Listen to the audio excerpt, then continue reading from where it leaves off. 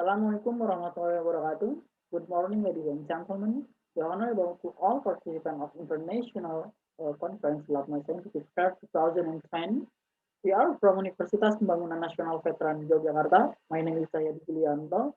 I'd like to present our paper with the title Oil Field Development Scenario with Geological Characterization in Upper Field of South Sumatra Basin. Over time, oil production in a field will decrease due to several factors, such as a decrease in oil pressure or production problem in oil. This happens at alpha field.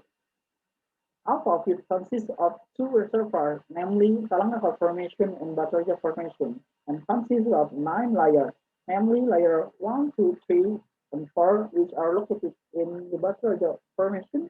In and layer of 5, 6, 7, and 9, which are located in Kalangkal Formation.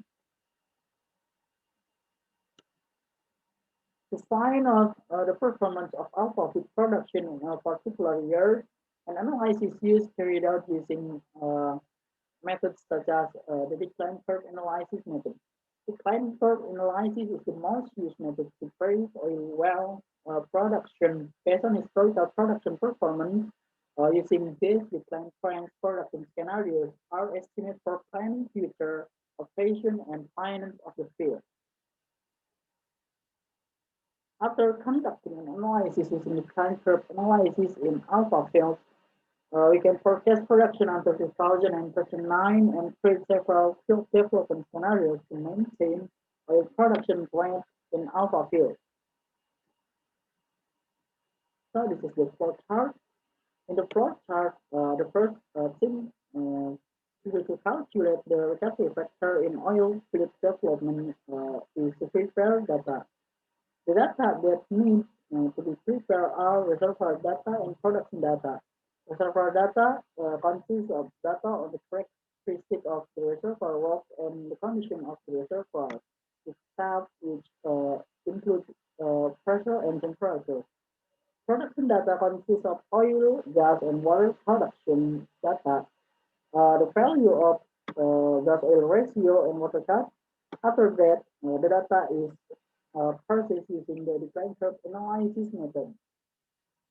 After the data is processed using the decline curve analysis method, production performance can be obtained in the alpha field.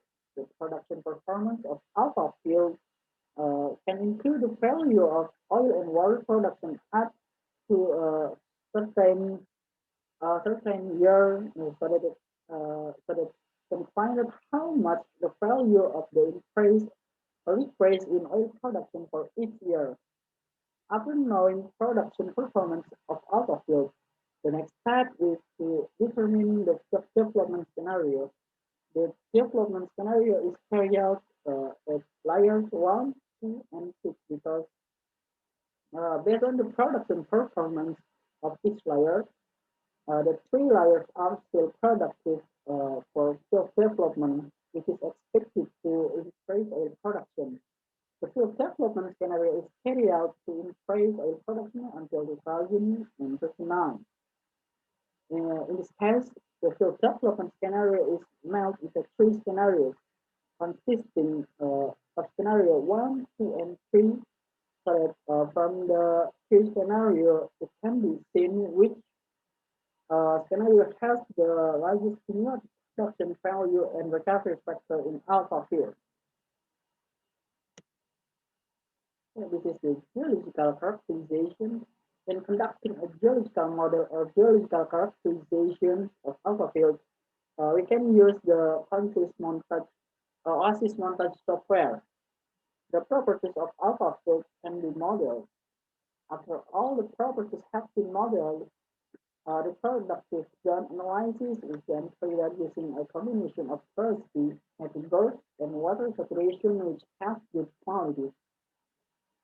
This geological characterization modeling aims to provide information about alpha field, especially on which parts or wells have high productivity, so that it can be used as a reference in field development, especially when determining drill points for infill well and well workover. This is the scenario one. Scenario one is the best case. Namely, in this field, the production process is still being carried out as it is currently at production limit. The existing well are SSL 14, 15, 17, 18, 22 until SSL 30. And this is the productive performance chart of in scenario 1 and the scenario 2. Scenario 2 is scenario 1 for first 3 workover well and Basin. And this is the production performance chart in scenario 2. And the scenario 3 is scenario 2 plus 7 workover wells and infill well. Based on the table scenario 1, which is the best case is unable to produce for 20 years. The value period production is 76,243.8 with recovery factor of 9.67%. Scenario 2 is best case or scenario 1 with several workable wells capable of production for 10 years with a cumulative production value is 484,748.7 stockton barrel each with a recovery factor of 10.47%. During scenario 3 is scenario 2 plus several workable wells with the addition of infill wells capable of production for 20 years with a cumulative production is 2,036,907.1 September with recovery value of 13.5%.